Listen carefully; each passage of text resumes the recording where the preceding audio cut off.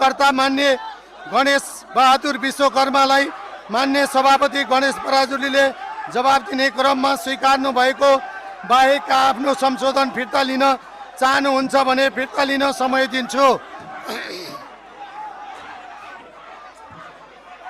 मान्य सदस्य गणेश बहादुर विश्वकर्माले आफ्नो संशोधन फिर्ता लिन नचाहनु भएकोले उक्त संशोधनहरूलाई निरार्थ प्रस्तुत गर्दछु। यो प्रस्तावको पक्षमा हुने मान्य सदस्यले हुन्छ भन्नुहोला, त्यसको विपक्षमा हुने मान्य सदस्यले हुन्न भन्नुहोला। यो प्रस्तावको पक्षमा हुने मान्य सदस्यले हुन्छ भन्नुहोस्, यो प्रस्तावको विपक्षमा हुने मान्य सदस्यले हुन्न भन्नुहोस्।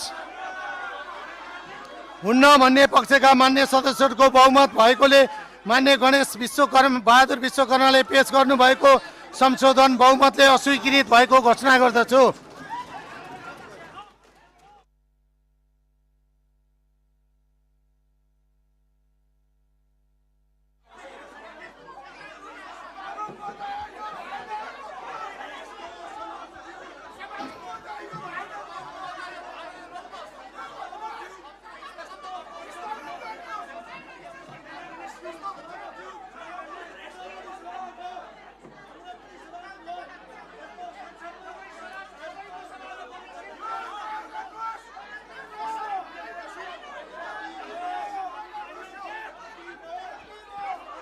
मान्य सदस्यहरू सबै मान्य सदस्यहरूलाई सभाको मर्यादा कायम गर्नको लागि म जानकारी गराउँछु। सबै मान्य सदस्यहरू आफ्नो आफ्नो सिटमा बसेर सभाको मर्यादा कायम गर्नुहोस्।